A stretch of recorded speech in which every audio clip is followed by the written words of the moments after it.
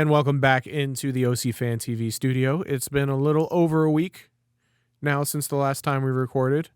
As you can see, I'm by myself here, missing one of the parts, but we have the two guys over here, and Dave and Zach. How are you guys? Well, coming off of being sick, and the other one has a tummy ache, so he can't be here. I'm just the motto of consistency over here, so all good. Well, it's been a hell of a past week since we've recorded. It's been something. And we're going to get into all of that, but real quick, a word from today's sponsor. The big game is finally here. BetOnline is your number one source for playoff football odds, stats, trends, and lines. With everything from point spreads to hundreds of player performance props, now you can access the world's best wagering information anytime from desktop or your mobile devices. Head to BetOnline today to stay updated on all the action. BetOnline, the game starts here. Wow, whoever did that ad read just has the voice of God. Very professional. I heard they did it in one take, like a true pro. That's what I heard, and we're up in the levels now, so Did they bring the pod back in one take? I guess we'll never know. I don't know. Those deleted files are looking pretty good right now. Where? He's going to scrub that laptop before The the end of laptop the day. comes home with me, doesn't it? Fuck. Well, since it has been a little over a week, we didn't get a chance to touch on the Flamengo match, but we'll go ahead and talk about that a little bit before we get into all the big news that you guys want to hear about. So, starting off, first thing I have written down on here, we need a center back. That we do. Yes. We definitely, like, Schlegel has come a long way in his time here. He was very consistent for us for 8 games, but it's like we all said throughout that stretch, it's only a matter of time before we have the Schlegel moment. And in this particular match, again, first match in the offseason, like, Can't really judge much. mistakes are going to happen.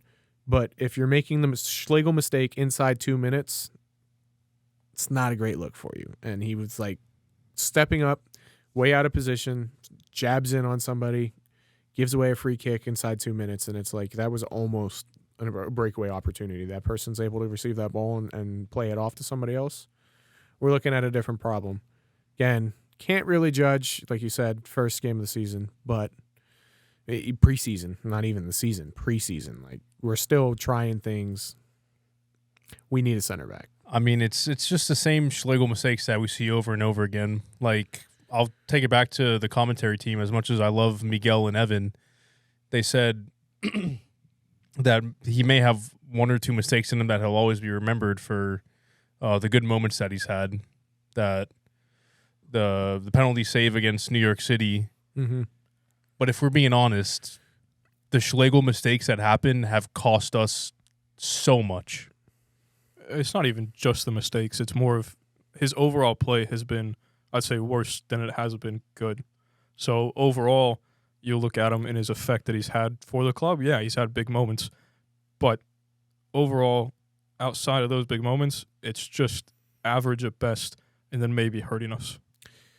Yeah, I mean, if he could really just dial in that composure and that focus, he'd be a great player. You know what I mean? Like, I think he could really level it up. It's just he seems to struggle with those 2 aspects of his game, is just the composure and focus. In big moments, and then he makes that save in the playoff game, 2-3 years ago now. 3. Yeah. 3? Going on 4 years now. 4. Was it 2020? It's 21, I think, by that point in time. But either way, we're going on a long time, and it's like he had the composure and the focus in that moment to make that save. You know what I mean? So it's like, oh, this brother's got ice in his veins, and it's like, no, No. 4 years later, no. Still no. It was a matter for me. It was a matter of the football gods, quote unquote, giving us our due because we got screwed over so badly before that it was just like the universe decided that we were not going to lose that game, and Schlegel just happened to be the vessel. Alan Chapman had other thoughts. Yeah. But Schlegel said differently. It's the best way to put that. So bringing it back to Flamengo, We see Rafa Santos come out on fire, though, being that it's the first match of the preseason. This man is putting in dangerous opportunities, like creating goal-scoring opportunities right off the bat. We see a ball come in from the outside to Duncan McGuire that kind of glances off his head, doesn't really connect with it, but that should have been a goal. And then after that, we see him play this beautiful ball over the middle early to none other than the man we were just talking about, Rodrigo Schlegel. Was that off a free kick? It was a free Had to kick, have been. yes. That's Sorry. the only reason Schlegel should be up there. But it's perfect on a dot. Schlegel actually makes a connection with the ball, which props to him. A little outside the boot, and it gets a little more bend. That sneaks in that near post. Gets like 8 feet higher, 20 more miles an hour on it. It goes top bins, yeah. Yeah, but I'm just talking about sneaking in the post. You know what I mean? Troubling the keeper a little more than we did. More than you expect them, right? Yeah, it's definitely a shout to him there. That was nice. But how do you guys feel about Santos picking up right where we left off? How do you think that's going to play into this year? That's exactly what I was going to say. He picked up right where he left off. There's not much more that you really can say at this point. He's brilliant at this point, for us to say the least. Defensively, he's still he does his job. It's not like you're going to get anything ridiculous out of him defensively, but attacking, possibly. I know Messi's in the league, but possibly the best left foot in the league. Fair. I mean, we talked about it before, this being one of the shortest off seasons that we've had. The shortest, I believe, off season that we've had in the MLS. And if there was a year that we wanted that to happen, it was this year, because we're picking up right where we left off last year on a hot note. This team really gelled well and was finishing out very well, playing some of our best football. So that's kind of where you want to pick up. Like, we took a little time off. Everybody gets to refresh themselves and, recharge your bodies. But, like, it's right back to where we were. We're in a groove of things. Yeah. I'm trying not to get too excited about basing something off of preseason. I did that a little too much with a certain club over in West London. So, yeah, it was Flamengo, a very good, well-represented team. But I just can't I can't get too excited about that. Yeah. It's preseason. Players are just coming back. Ladero did play very well. But, I was going to say it's going to take time for him to get used to the Florida heat and humidity. And I guess he didn't really have to deal with that much humidity, and he still hasn't had to yet. But once that rolls around, same with Brecalo, other people, then I think we could truly see what we're made of. But if we're being honest, how many times have we gone into a season coming off of the season that we've had? I'm not going to say the hottest team, because I think we ran into Columbus at the wrong time. But in my opinion, we were the best team going into the playoffs. Oh, down the stretch, points tally, I think we were the number one team in the league going down the last 10 games of the season, I feel like. I mean, not even just points tally, but taking down St. Louis. Was that in St. Louis, as well as taking... No, I thought that was here. We played St. Louis here. No, yeah, it was Cincy. Here. It was either way, Cincy Cincy away. Yeah, back-to-back weeks. Back-to-back weeks against both number one teams and doing it comfortably. I mean, that's got to say something. Most of the time, we're beating teams that we should beat. As to in years past, sometimes we would play teams to where we just wouldn't beat them, i.e. DC United, 4th of July, 5-2 loss at home. Still hurts me to this day. But we made up for that by beating Toronto 4-0 on the 4th of July this year, because Canada bums. This is not America. Damn right. Yeah, so you kind of touched on it. Ladero was very impressive in his first minutes for Orlando. Obviously, preseason game, we're not basing anything on this, but he can go to the distance. He didn't look out of place. He looked fit. He looked sharp. During the match, I put out a tweet about him finishing third in the beep test. Not an easy feat, especially in what is considered a younger squad Mm-hmm. in the league. So for him at 34 to be able to finish third in that beep test in a new environment, I guess it really is a new environment for him, just weather-wise. So it's impressive. And if he can play more than we thought he would, and we don't burn him out, then that's going to end up being a brilliant signing. I was going to kind of play devil's advocate here, but yes, he finished third, but doing it here in January is a lot different than doing it here after you've played 3 or 4 months already, and now you're in August with that fucking heat. Yep. So That's true. We'll definitely see what kind of shape he's in come that time of the year and how much he's going to be involved in the team. We definitely tried some different things throughout that game. We saw Kyle Smith in the midfield as a central midfielder actually playing there. We saw Mikey Holiday out left. Last thing that we kind of want to touch on before I move on from this game, Ivan finally shows up for Orlando. Not Angulo? no. Ivan is here. Not Yvonne. Ivan. Man finally found his finishing boots. If he didn't finish that, we'd have problems. Well, we've seen him not finish that before. Hence the problems. That's the problem when he has that shot, and I'm still worried if it's going to go in or not. That's when you know it's a problem. It's incredible. Assisted by none other than Nico Lodero. First game, first goal involvement. I knew it was Nico, and just because of Mo being here for so long, I still wanted to say Mauricio Pereira. I'm just so used to it. Yeah, fair. So definitely was a nice little goal, nice little combination from the two of them. Nico creating that opportunity by himself. It's a good little combination play on the top of the box to open up that space. Something that we haven't really seen much of here. You don't really see much of it in the MLS period, so it was nice to see that happen here. Yeah, so if you guys want like a full breakdown of this game, let us know in the comments or hit us up on any of our social medias that's something you're looking for. The game's on YouTube, so all we would need to do is kind of sit down together and we could do a full breakdown for you. But we're really not going to spend a lot of time on it because so much has happened since this game.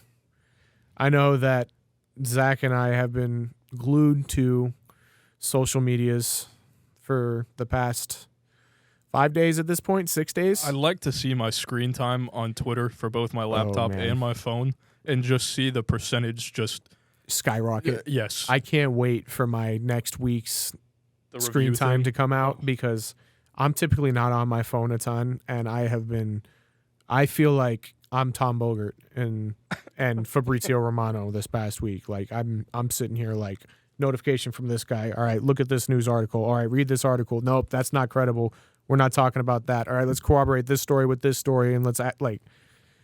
I'm going to say, I want to give y'all props for that because you guys turned into full-on reporters for that whole ordeal.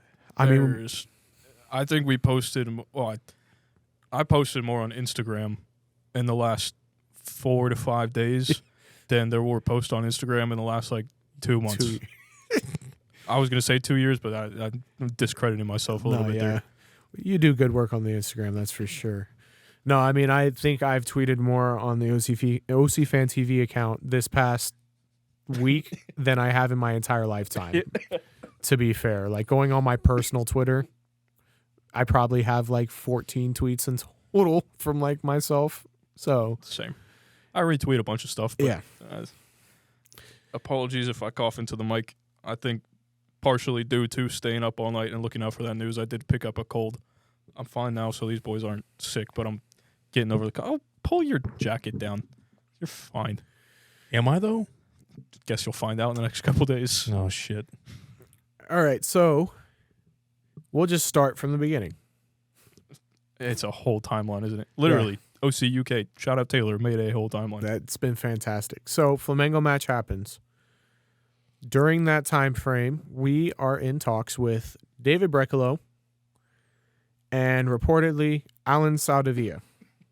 Two center backs. David Brecalo, we've kind of talked about on the show a little bit. Alan Saudavilla, we touched on. Maybe. No, we didn't get a chance because I don't think that was ever. too late. Yep. So, yeah, he was a young guy from Colo Colo out in Chile. Chile. Not the- Chile. Nope. Chile. Chile. We're fancy now. The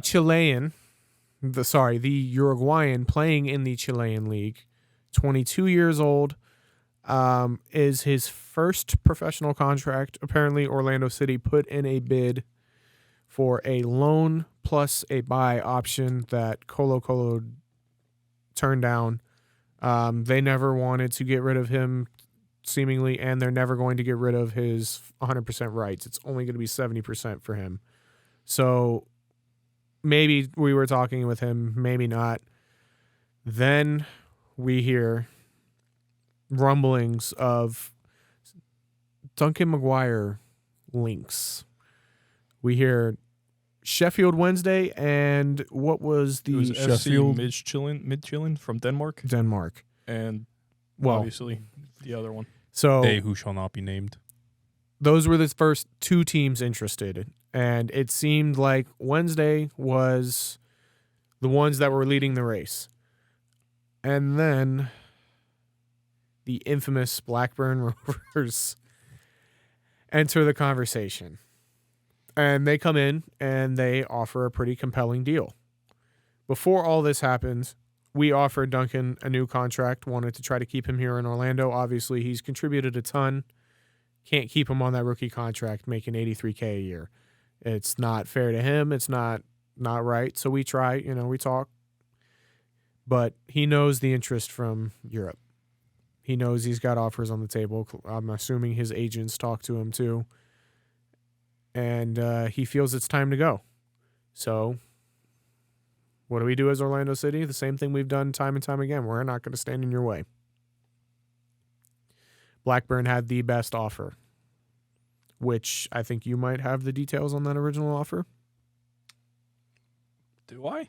I think we were the only ones other than Tom Bogert to post the numbers, the figures for it. I know Blackburn matched Sheffield Wednesday's offer.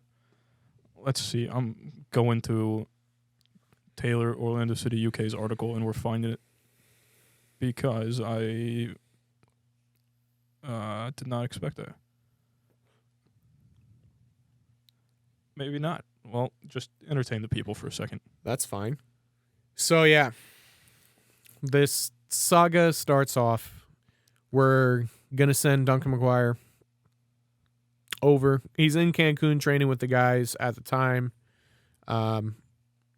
These reports surface. You got it? So there was a report from Bogert that said there was a $4 million fee plus $2.5 million in add-ons.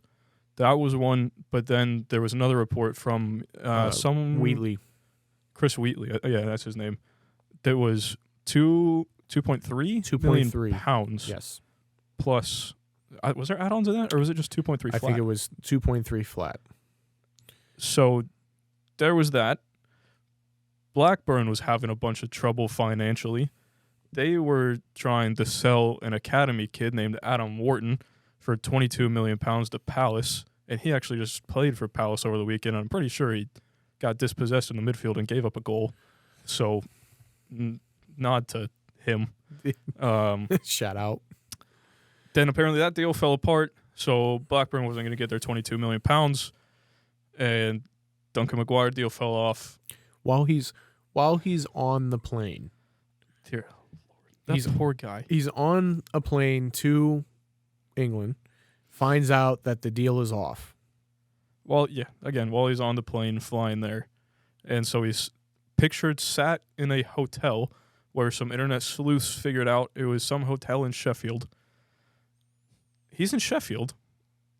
Maybe Wednesday is going to come in with a bid, right? Well, especially because after this point, reports are coming out of Blackburn that they're canceling all incoming transfers because of financial reasons. It's other than a loan, there's no permanent transfers. Or on a free, correct.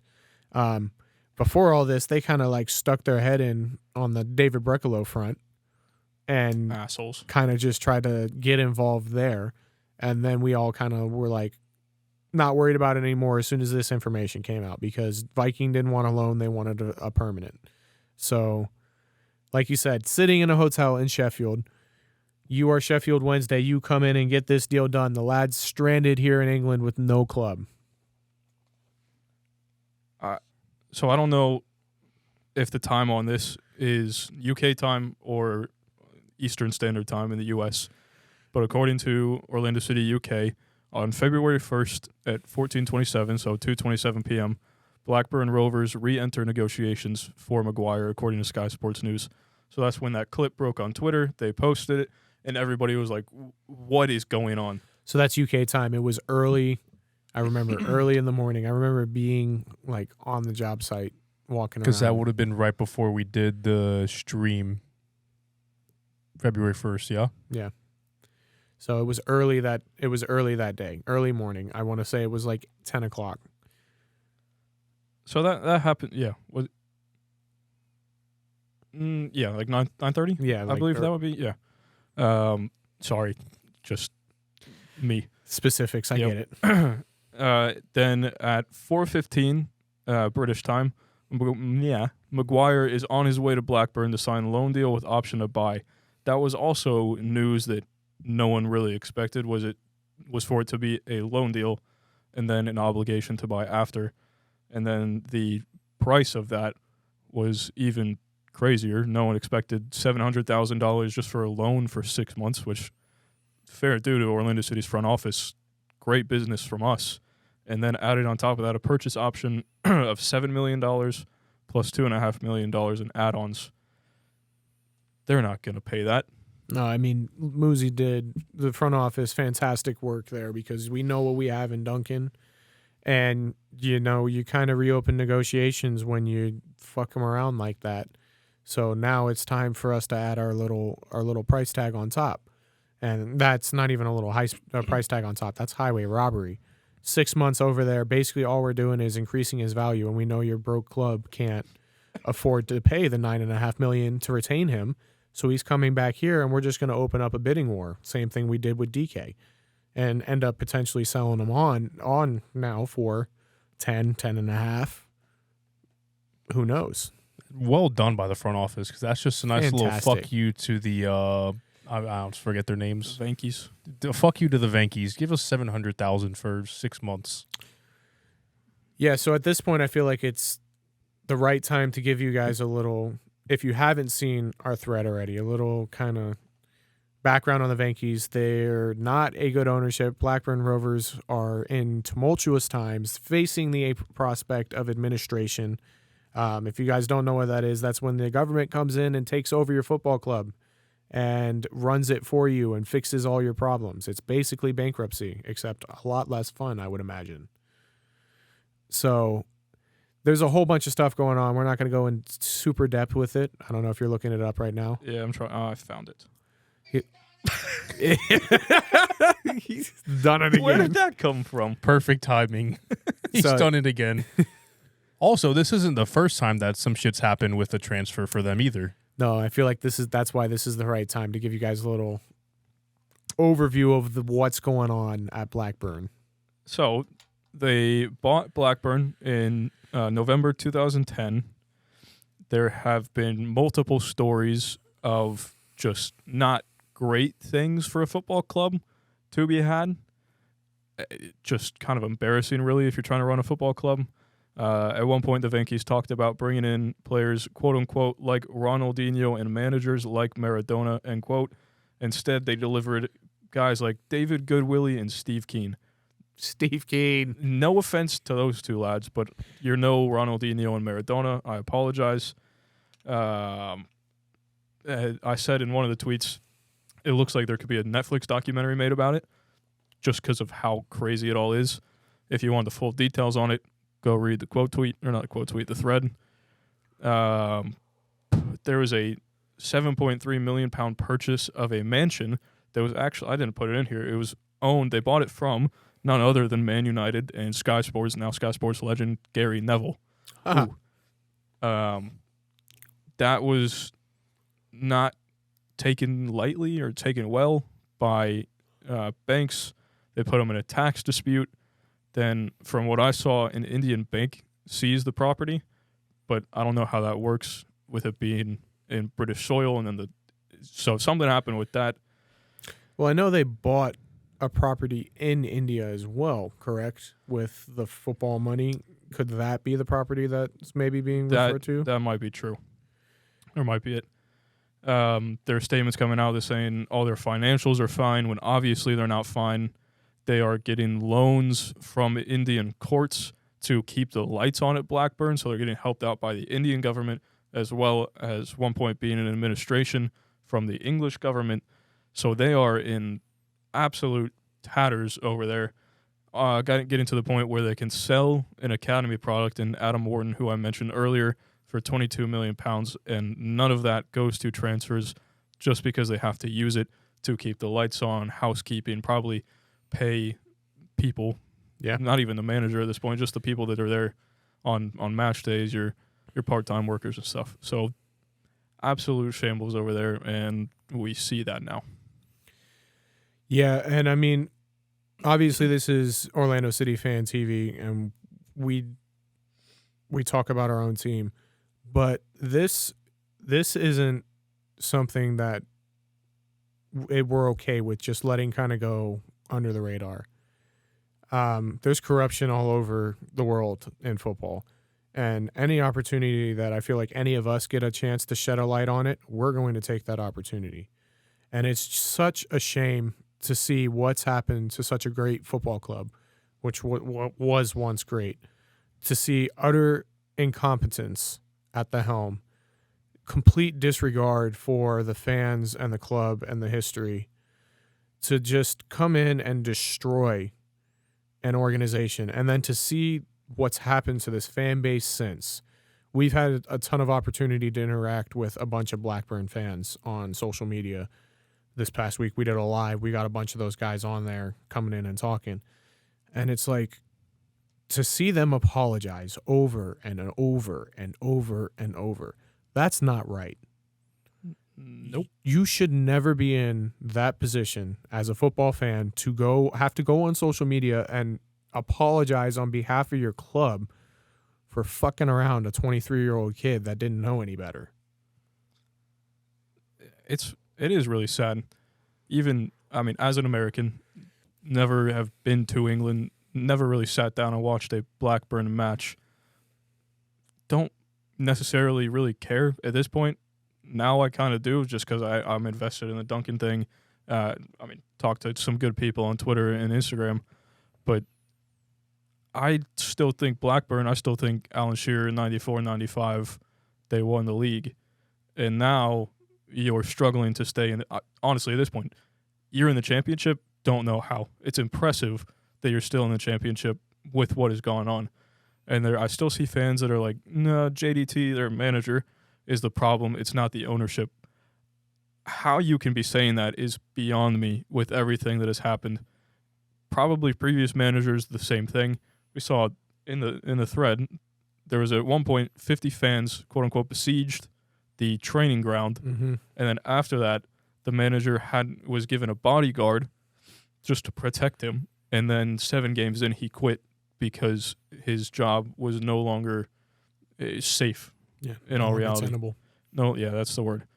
So the club has really just gone downhill, and it's sad to see because when you think of Premier League clubs, you don't necessarily think of them now, but I believe it would have been a club that could have been a Premier League mainstay for a while. Absolutely. I mean, and the worst part about this story is we're not even to the worst part of this transfer yet. It keeps going. So, and that's like, so we add this perspective, right? So now we got that new deal, highway robbery. Duncan is present for the game on Saturday. Rovers take on QPR at Ewood Park. And Duncan McGuire is not named in the squad. Everybody is kind of starting to ask questions, and then Elliot Jackson, I believe is his name. Elliot Johnson Jackson. I'm sorry, I didn't get the name. Harvey Elliott. Yeah. Breaks the news for Lancashire Telegraph. Jackson. So I was right.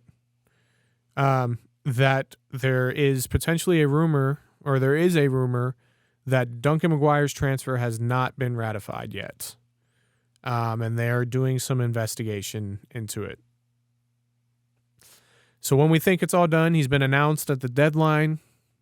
On deadline day, we're on the live. We see the announcement post. We're celebrating in there with the Blackburn fans. You know, we're talking with Orlando fans about what's next. And lo and behold, 2 days later in the morning. It's this whole ordeal. No, go ahead. Go ahead. Sorry, this whole ordeal is just downright embarrassing. I mean, the fact that this isn't the first time that something like this has happened to Blackburn Rover fans. I believe that last year they had a transfer not go through because something fucked up in the fax machine, so that couldn't get done. Now this year, something similar happened. I mean, come on now. Yeah, they're both just clerical errors, but for it to happen 2 windows in a row, 2 Januaries in a row, yeah. It's literally a mirror of what happened to them last January. So, yeah, do some investigative reading, and multiple reports are confirming the fact that Blackburn Rovers made a clerical error and the deal is not being upheld in the eyes of the EFL, and now Rovers have to submit an appeal. This was Saturday. Report from the post-match interview was shambolic too. From just no comment after no comment. No comment after no comment. And then when asked directly about the Duncan McGuire situation, he said that you should ask Steve and Suhail, right? Yeah, I believe so. Suhail Shaikh, yeah, that's what it was. So, club general manager, club CEO. So instantly we're starting to get this feeling now that there's something more going on here than we have any idea of what's going on. And at this point, there just has to be. Mm. You're not going to get this exact kind of stuff from a club unless it's being run very, very, very poorly, and this transfer is now kind of in the mud. But, again, this is Blackburn, so the club is being run very, very, very poorly.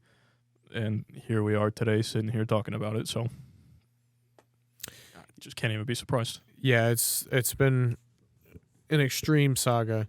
So later on that day, the club comes out and says it'll be 48 hours, or in 48 hours, they will have a much clearer understanding of the whole McGuire situation. Fast forward to today, Monday, February 5th, and we're told nothing more in reality.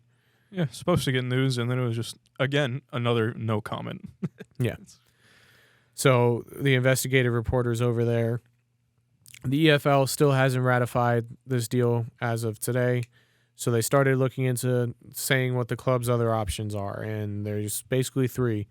The EFL ratifies the deal, they appeal the deal, or they start entering pre-contract talks with Duncan, which we'll talk about that whole fiasco at the very end of this.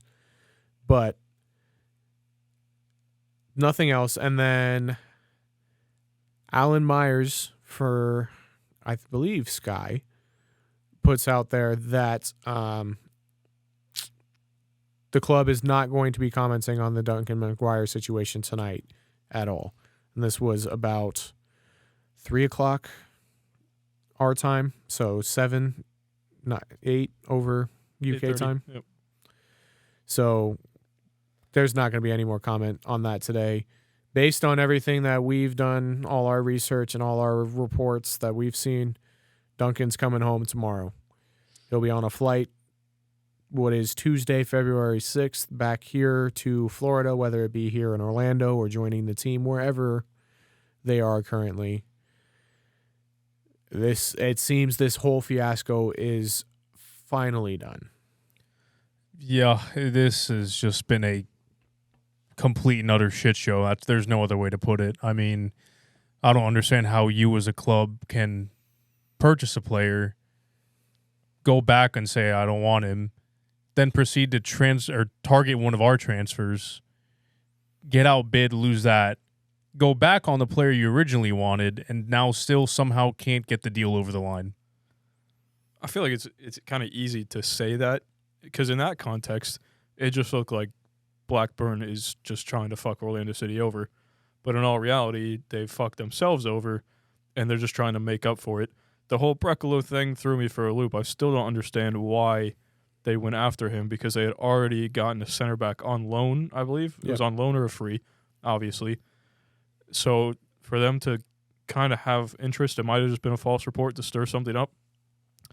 But if it was actual interest and they actually tried to get him on loan, then that one confuses me. But just summing it up the way that you did kind of lets them off the hook a little bit, I would say, just on how they're being run.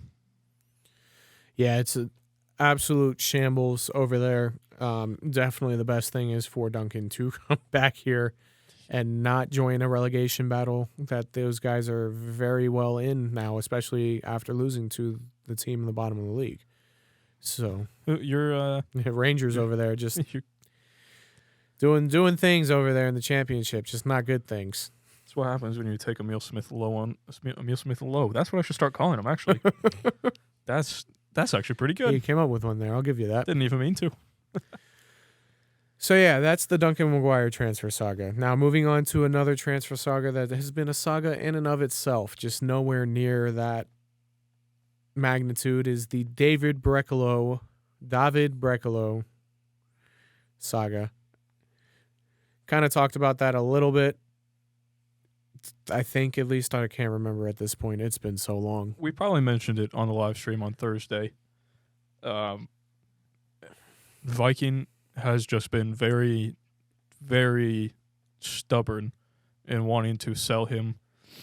They wanted, at one point, around 45 million krone or whatever it is over there, which to us is roughly 4.5. There you go. We are not willing to give that. He's coming off an injury and hasn't played yet since the injury. Correct. So you're kind of, quote unquote, taking a risk. But from what we've seen of him, he looks like a class defender. So the money that we paid for him, it looks to be worth it. Hopefully we get an official announcement here soon. But my phone keeps trying to connect as a camera, so we're just going to let that one go. Reel it back in because I lost my train of thought. Yeah, so like you said, he's definitely a top-class athlete. There's special tendencies and qualities that he has that you just see that he's going to be a good player. He's going to be special. He's physical. He's definitely a much more finished product than any of the other defenders that we had been linked with. Excited. I definitely think he's going to complement Robin very well. Being right-footed, playing on the right side of the pitch predominantly over at Viking, he's going to fit in very well to the spot that we need him to fill. Excited, young. We're looking for, hopefully, a future with this guy. Again, obviously, there's always the prospect of somebody getting taken to Europe, but this is a building block. He did technically have interest from Europe already in Blackburn. There might have been other clubs interested from Europe previous to the injury. So we could be getting a very kind of under the radar, very decent center back signing here for what could be considered on the low, cheap kind of signing. Cheap in comparison to what he was getting offers for last year. I mean, 3.5 is not, or 3 million, I think is the number that we can't remember for sure, is not light money for a center back in this league by any means. 3 million being paid over time, not all at once, plus 300,000 in add-ons. So max 3.3. That's not light money for a center back in this league, especially when you're looking at like Miles Robinson getting paid like 5, and he's considered the gold standard, apparently. I will take a 25-year-old Slovenian center back that looks to be very good for the next, what hopefully could be like 7 years of his career, any day of the week. That'd be fantastic, wouldn't it? It really would. He just takes over the role that Robin has as like the leader and rock in that back line. And then we go and find another one. And we just keep bringing in I mean, or developing here. And Thomas Williams comes into his own maybe in a couple of years from now, and when we have that pairing, too. Yeah. that'd be insane. And Thomas Williams, David Brecklow back there. What a pairing that could end up being. But yeah, that was a saga in and of itself. People asked on Twitter earlier today, any more news on that? We didn't have any news as of the recording of this episode on the 5th. But no news is good news at this point in the game, which means everything is progressing towards him being announced officially at the club. So then last but not least, I guess, and then we can maybe talk a little bit about any of the other guys that we've been kind of linked to. Conflicting reports all over the place on this one. Luis Muriel has definitely been an Orlando target from day one of this window. That, for one thing, is clear. And everything has seemed, whether the Duncan deal went one way or another, we were looking to add a center forward this window. No doubt about it. Original reports coming out of Italy, I believe, correct? From, I think, Rudy Galletti was yes, the first one. Rudy Galletti was the first one. Orlando was in talks with Luis Muriel. This was 2 days or a day before the window closed. This was the 31st. So the day before. Day before the window closed. So kind of entering the conversations late, kind of waiting to see what was going to happen with the European clubs, whether anybody else was going to kind of get in there and snatch him up. Probably felt pretty confident we could get a deal done. So we start talks with Luis Muriel. At that point, it was just an evaluation. And then the next day, a bid. I'm trying. I don't know why these are out of order, but they are. There we go. Atalanta considered City's initial offer to be quote-unquote too low. And then this report from Giorgio Ducci says it is now very unlikely to go ahead today and also in June at the deadline unless conditions change. So at that point, we're like, all right, well, deal's off. And then we get an exclusive report from Christian Moraes? Yes. Muriel moving towards agreement with Orlando City. In principle, it would be a 2-year contract with an option for one more. Luis Muzzi confirmed that Muriel is being discussed internally. And he has that information from Luis Muzzi because he had a conversation with Muzzi about just this transfer. Mm-hmm. Apparently, might have been more. We didn't get any more information, but he did talk with Muzzi fitting one-on-one. Yeah, so we put out Christian's report on our page, and then the next day, I believe it was, a report from AS Colombia comes out, an article posted the same day that Christian's report comes out, stating that Italian media is under the understanding that Atalanta does not want to sell Luis Muriel. They're going to retain him until the end of his contract in June, and from there, Inter Milan was actually expected to win the race for his signature, as they've been looking to sign him since the beginning of the season. We kind of talked about it a little bit in our group chat in days past, looking at Alexis Sanchez, who is 35. They let go of Edin Dzeko. He's over playing in Turkey. Marcus Thuram has come in, and he's, I think, 8 goals, 7 assists. They played earlier today, or I think it was an own goal, though. So he's on 15 goal contributions. Mm-hmm. And then, was there one more? Lautaro Martinez, obviously. So you have 2 good strikers in Thuram and Martinez. Alexis Sanchez is 35, and Dzeko is already gone. So if you let Alexis Sanchez go, or he's just 35, then you need to bring someone in. Right. If you can get a guy with Serie A experience, yes, he's 32, but he is 3 years younger than Sanchez. So he could get that. He could get you that experience and help you out in the next couple of years while they go out and look for another big signing like Martinez. Yeah, I mean, if that was the play, then fantastic move, business by Inter Milan, not getting sucked into signing him now and playing it out until the end of his contract, as, Atalanta didn't want to sell. And then today, at about 3:00, we have the one and only, the notorious one himself, Fabrizio Romano, dropping a bomb out of nowhere from. Here we go. Yeah, Not exactly. Not quite a No. here we go. Yeah. Not at all here we go. But first by, I'm gonna see if I can remember this. It's Matty Matteo, right? I don't believe Matty- it's Matteo. I Matty- think it's Moretto. Moretto, that's what it was. Matty Moretto. How many tweets has this guy put out since? Or did I Mate, it's scroll past it? Fabrizio. What do you expect?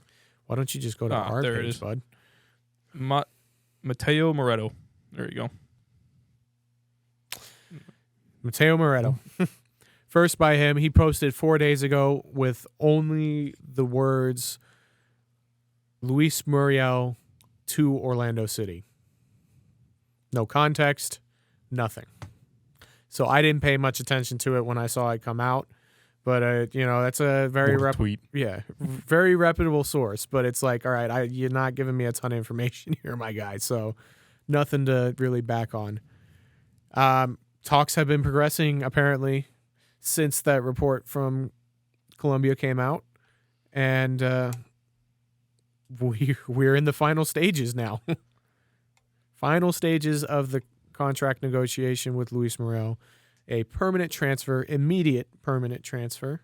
Those words are fantastic, aren't they? Yes, not waiting until June to get the deal done, not waiting until summer to try to find anybody. And then possibly lose him to Inter. Nope. We're looking, love the ambition by this front office to get this signing done. We don't know the deal with Duncan McGuire. Is he coming? Is he going? What's the deal? But clearly this guy's been a target from day one, and it's a ceiling raiser. This is somebody that 68 goals and 140 appearances in Serie A, I believe.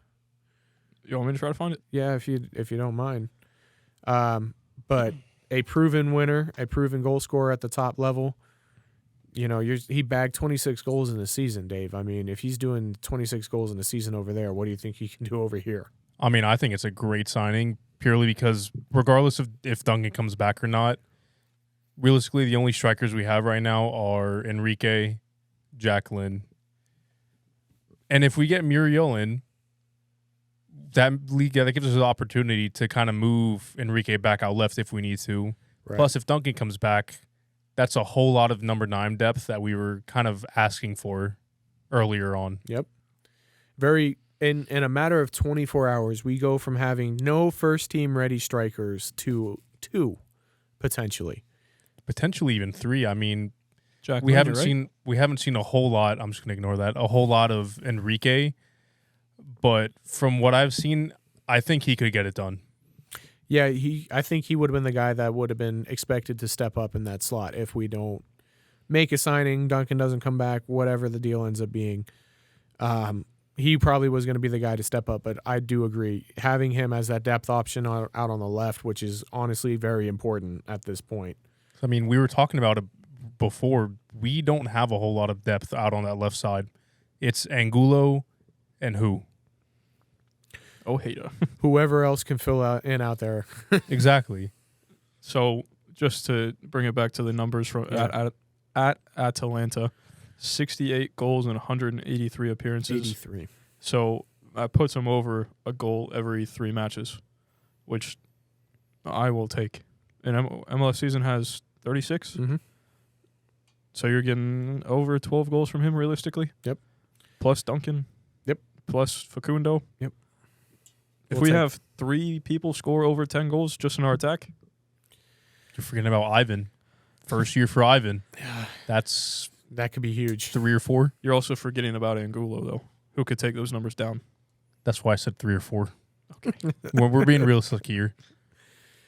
Yeah, so I think we're all in agreement here. That would be a huge signing for Orlando. Hopefully it gets over the line. We're able to get over these couple of hurdles that we've got left. Tom Bogert did say on Lions Den, their live, that personal terms originally were nowhere close between Muriel and Orlando, and hopefully we're not at the point now where all we're trying to sort out is personal terms, because then the deal's not getting done. Or he ends up on a DP contract.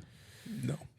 We don't have that option currently. Not yet. So we'd still have to wait and make some moves. And if we start seeing moves happening before he's announced and all that stuff, I think we know that that's going to be our final DP slot.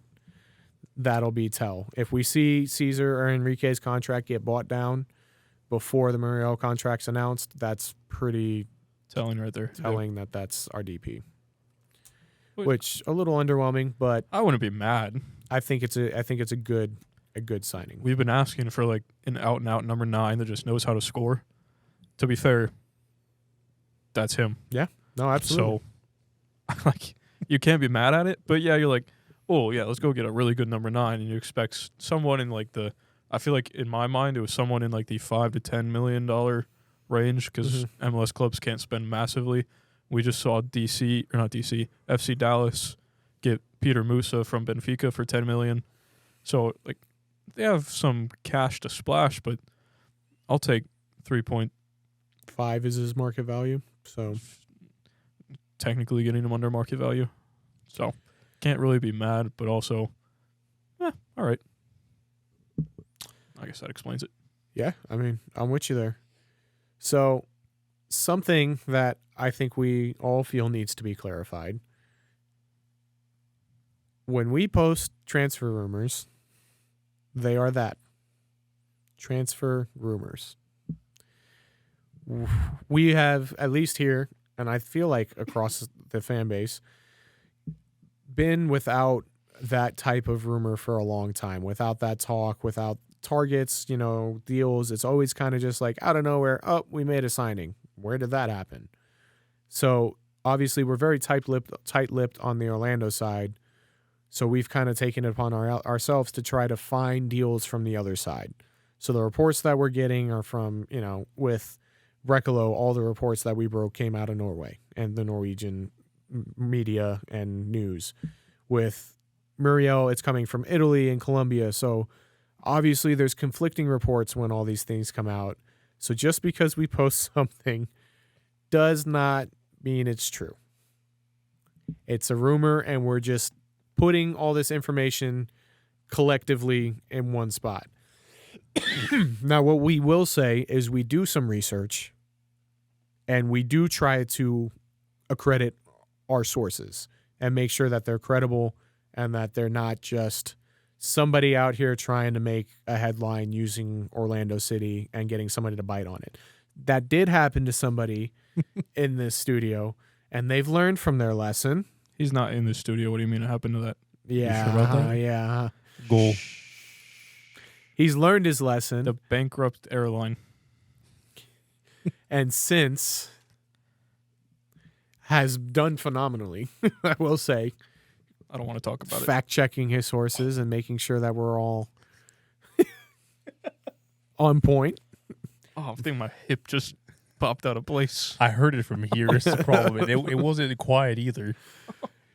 I'm sure they'll all hear it on the stream for sure. Oh, But yeah, just kind of wanted to clarify that we, things that we post are coming from credible sources, but especially with transfer rumors, things change by the hour, and nothing is done deal, as we've seen with Duncan, until you see the motherfucker on the pitch. So not even wearing the kid, because On at the this pitch. point, who fucking knows? Yeah. he could be sat there, pen in hand, on the paper, signing the contract. We have it on video, and it's still not fully done. Nope, on the pitch. I won't believe it till the whistle's blown and he's running around.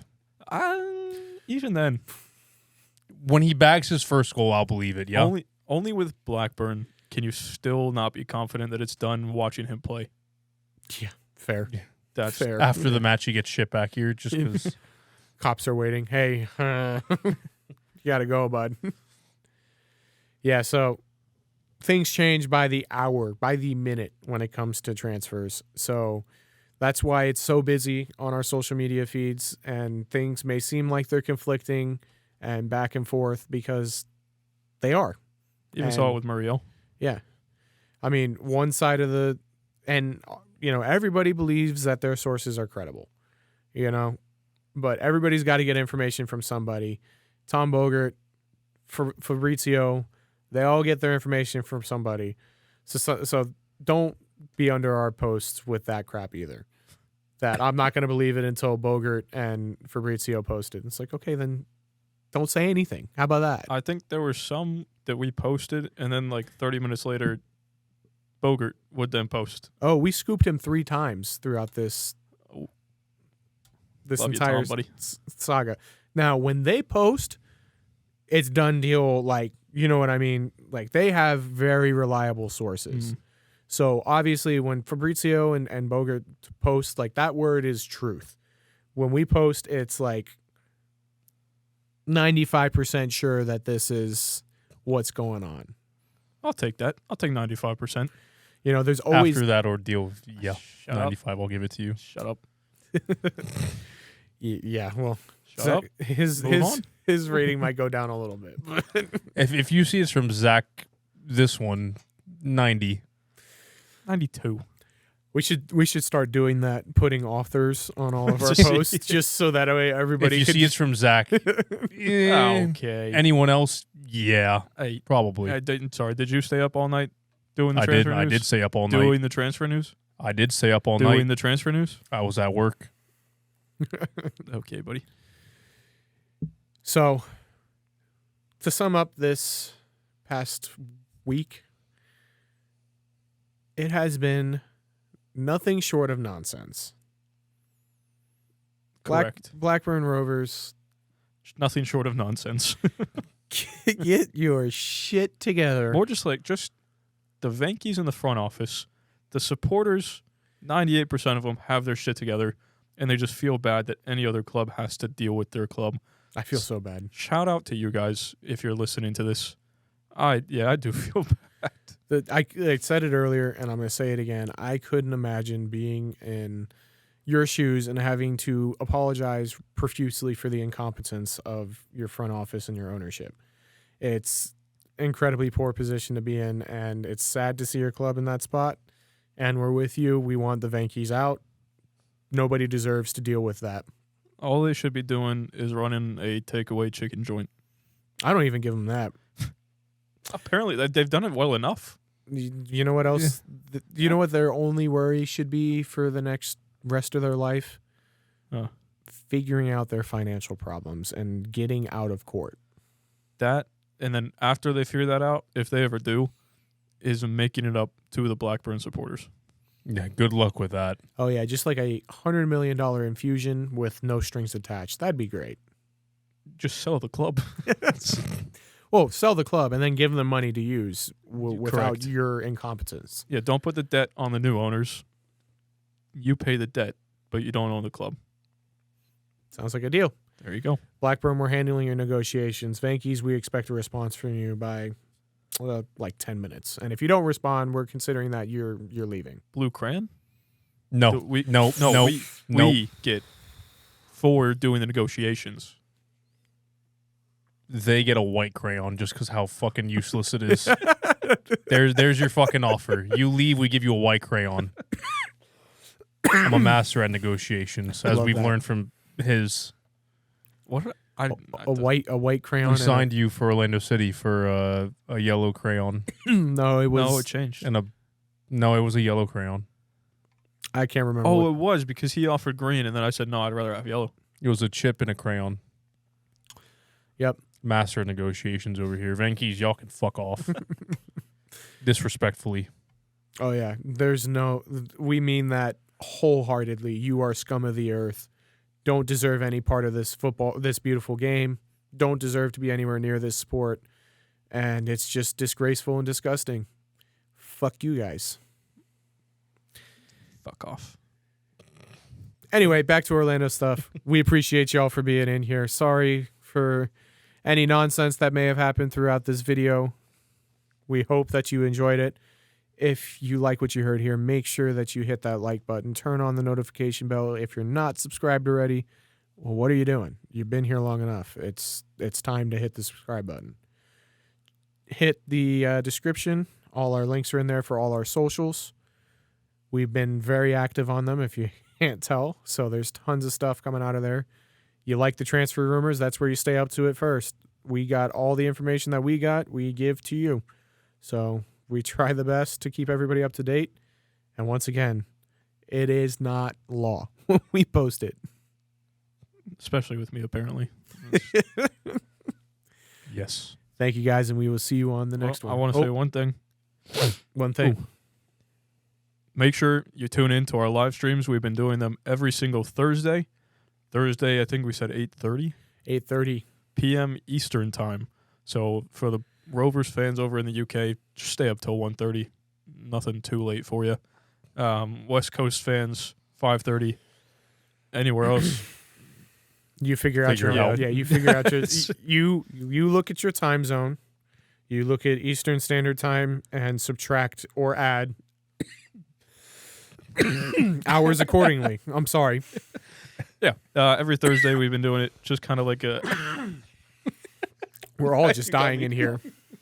yeah, just kind of like we call them safe spaces. I've been thinking about a new name because I feel like safe space sounds kind of Kind of like that, yeah. So yeah, we'll see. Thursday, 8:30 p.m. Eastern Standard Time, and hopefully we will see y'all in there also. You can join the live talk. You're in the live stream, like StreamYard. You'll be on camera and stuff if you want, talking, and then we can have some conversations. So make sure to join those. Now you can end it. Yeah, I mean, it's not just MLS stuff. It's just footy in general. We love to talk football, and we are here to talk with you about whatever you want. So thank you guys for watching this. Thanks for all the interaction on social. And we're just getting started. Let's just put it that way. We've got some exciting content that we're looking to add to our portfolio this year, and stay tuned.